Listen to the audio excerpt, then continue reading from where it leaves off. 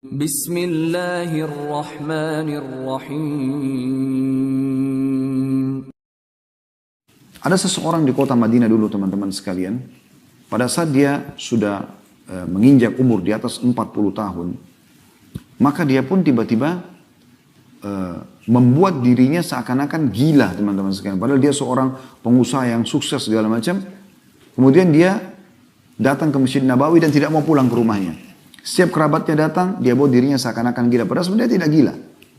Dan dia sudah meninggalkan usaha-usaha dia yang berjalan. Berjalan sekian waktu, kurang lebih berjalan 20 tahun dia melakukan perbuatan tersebut.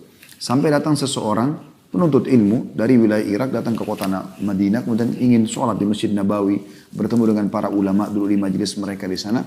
Kemudian dia lihat orang ini, dengan hikmah Allah SWT dia lihat orang ini. Ini kisah dinukil oleh Imam Qurtubi dalam kitab At-Tadhkirah beliau.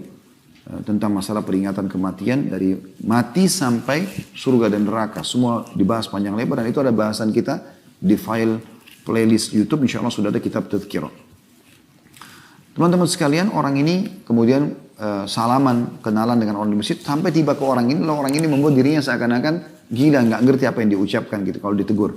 Tapi selama 3 hari tinggal di Masjid Nabawi orang ini, tidak tinggal di penginapan, dia tinggal di Masjid Nabawi karena ingin memperbanyak ibadah. Dia curiga dengan orang ini. Kenapa pada saat orang-orang semua keluar dari masjid, orang ini kelihatan normal. Dia bersihin masjid, dia sholat dengan khusyuk, dia berdoa, dia baca Quran, ibadah aja kerjanya.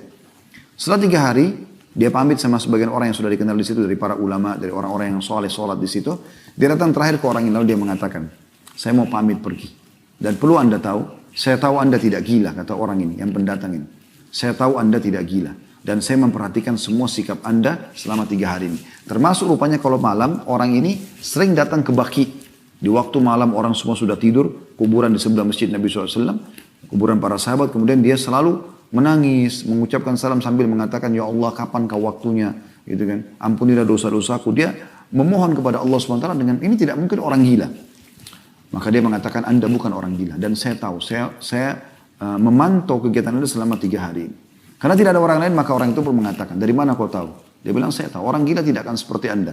Membersihkan masjid dengan bersih, Anda mengaji dengan benar, Anda berzikir, semuanya sholat on time, selalu di saf pertama, Anda kalau malam ke Baqi, dan saya dengar doa-doa Anda. Maka orang itu pun mengatakan, benar. Lalu anak muda ini bertanya, tolong sampaikan kepada saya, kenapa Anda lakukan ini? Dia bilang, sekitar 20 tahun yang lalu, saya melihat di jenggot saya ada tumbuh rambut atau jenggot yang berwarna putih.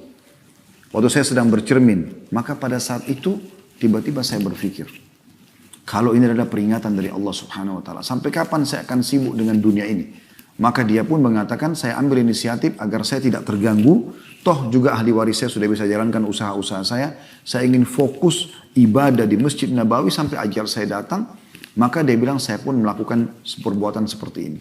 Jadi subhanallah, ada orang-orang yang sadar dan engah, maka mereka tahu akan hari kembali kepada Allah itu teman-teman. Jadi jangan selalu bodohin diri kita. Kita tertipu dengan badan yang sehat, kulit yang masih kencang, ya banyaknya proyek-proyek yang bisa kita dapatkan, apalah segala macam makanan yang melimpah. Dan kita lupa ternyata kita akan kembali kepada Allah SWT. Kita boleh nikmatin dunia. Karena Allah SWT memerintahkan dalam surah Al-Qasas, surah nomor 28 ayat 77, A'udzu billahi minasyaitonir rajim, wa bataghi fima ataqallahu daral akhirah wa la tansa nasibaka minad dunya wa ahsin kama ahsanallahu ilaik. Yang artinya, kejarlah apa yang Allah janjikan di akhirat sana, salat, puasa, zakat, semua ibadah-ibadah kerjakan tujuannya untuk akhirat, dan jangan lupa bagianmu dari dunia. Kita boleh pakai mobil yang bagus, kita punya rumah yang bagus, kita punya pakaian yang bagus, makanan yang sehat, kita berolahraga. Kita boleh nikmatin pemandangan yang indah yang tidak ada unsur haramnya, tapi bukan menjadi tujuan utama. Dia hanya sekedar untuk lebih menambah keimanan kita kepada Allah SWT. Kita punya rumah untuk kita bersyukur, kita punya mobil untuk kita bersyukur. Karena kata Nabi SAW, Inna Allah yuhibbu an yara athara ni'ami ala abdi. Allah suka melihat bekas nikmatnya pada hambanya. Tapi jangan sampai kita tidak kenal yang namanya haram dalam pendapatan tersebut. Kita jadikan sebagai target utama. Orang-orang beriman subhanallah, apapun yang luput dari dunia ini tidak penting bagi mereka. Bahkan bagi mereka lebih mahal mereka ketinggalan sholat subuh ya, daripada dunia dan seluruh isinya. Lebih mahal mereka ketinggalan 2 rakaat sholat duha, 2 rakaat sholat malam daripada mereka ketinggalan dunia dan seluruh isinya. Bagi mereka dunia itu sangat kecil. Makanya para tabi'in mengatakan, kami menemukan kaum maksudnya para sahabat yang tidak ada nilainya dunia di sisi mereka kecuali hanya seperti atau bahkan lebih ringan ya daripada sebelah sayapnya lalat. Artinya tidak penting bagi mereka hilangnya dunia. Yang penting jangan mereka kehilangan ibadahnya.